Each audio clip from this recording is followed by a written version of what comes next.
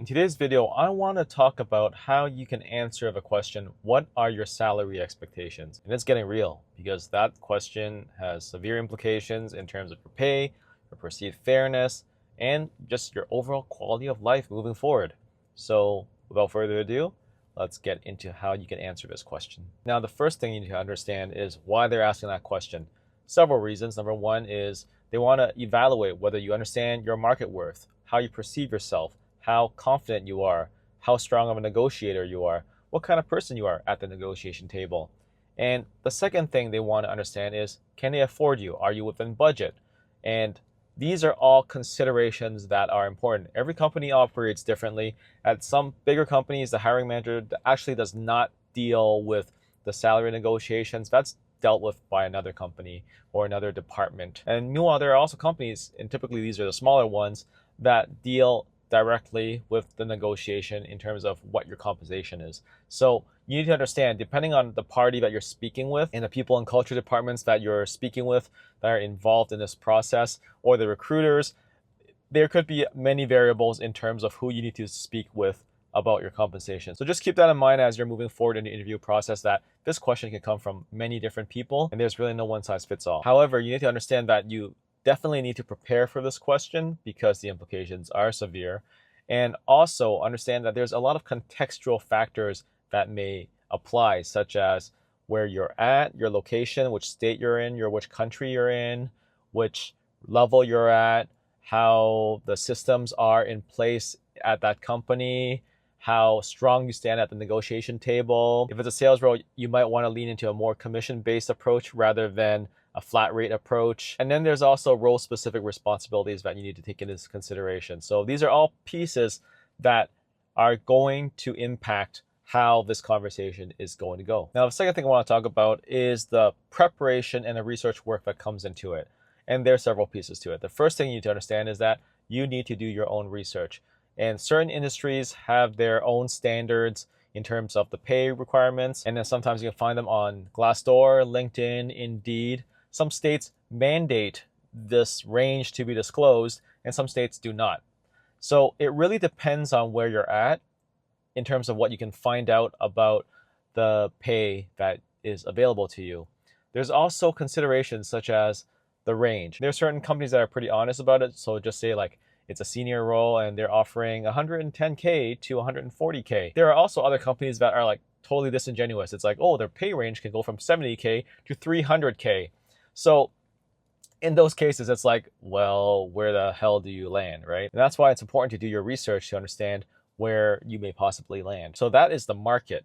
There's also the company side of things, which determines where you're at. So for example, I'm in UX research, and there are companies such as Microsoft that would have ranges for a specified level. So they'll say, oh, researcher 2, or researcher 2A and researcher 2B. They all have their own ranges in the respective rungs of their ladders. So that's why you need to understand, well, there are also company ranges that are there, and there might not be a lot of wiggle room. The third thing you need to understand with this is that there are also personal factors that come into this, such as your skills, your experience, and the qualifications that you have that may factor into what competitive advantage you have or don't have for this particular role when you're negotiating your salary. So keep that in mind. There are market factors, there's company factors, and there are personal factors that go into this. Now, the third thing I want to talk about is what are the strategies that you could apply to answering this question? Well, there are several. The first way of doing this is the direct approach, which is telling them your range. And it's basically telling them that based on my experience, I know I'm worth this much to this much. And as you're giving this range, be sure that the lower end of the range is something that you're comfortable with.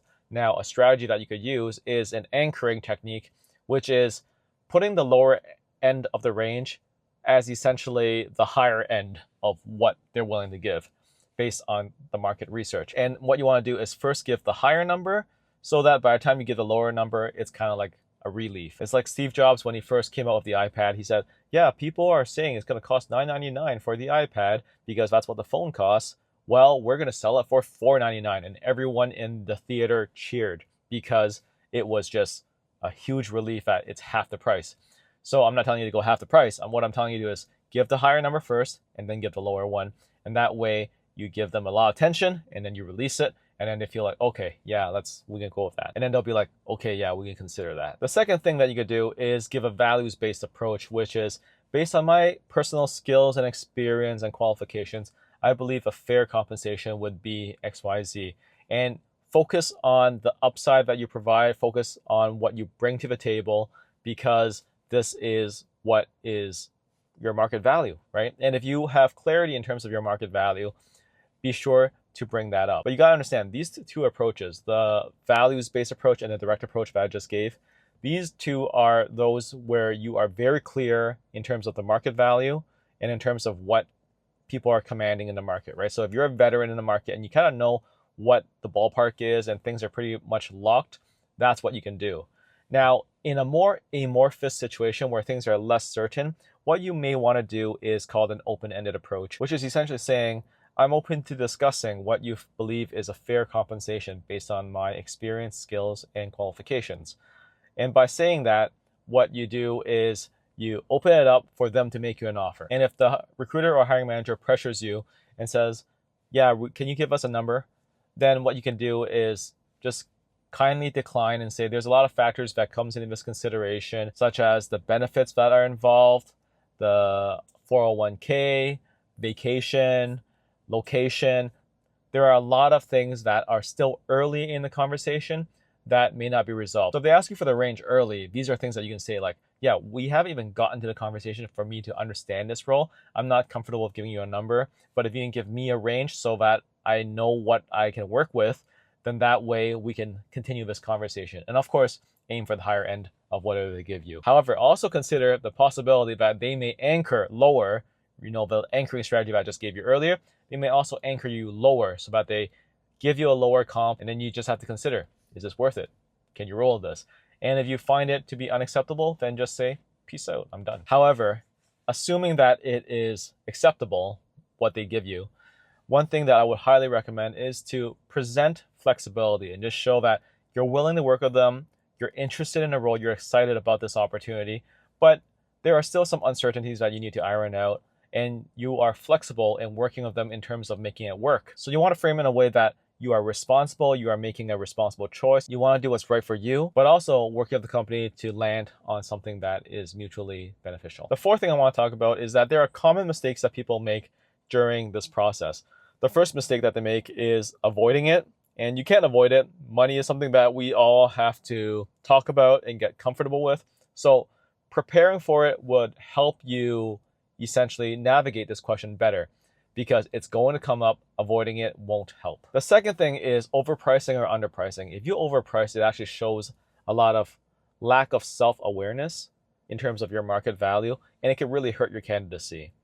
However, if you undervalue yourself, it also shows that, well, you're not exactly confident in terms of what your market value is, and therefore it actually hurts your candidacy, if not totally disqualifies you. It's like, oh, this person's at the wrong level. They've never seen this kind of money before. So you want to really make sure you're hitting the right range in terms of what you're asking for. The third mistake that people tend to make is the negativity. And one common case where this comes up is comparing it with your previous pay. And if you compare it with your previous pay, it always comes across negative. It's like, oh, my previous job paid me so little.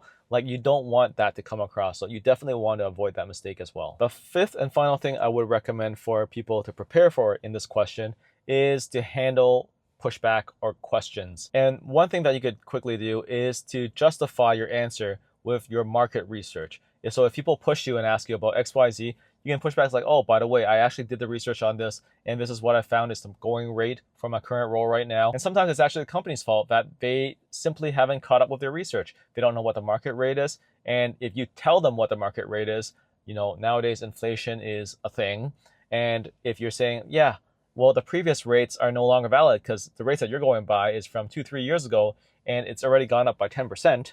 Well, you really want to convince them of that and show the detailed research that you've done. And that's why preparation is so important. The second thing is you want to discuss the overall package. And like I said, you want to work with them.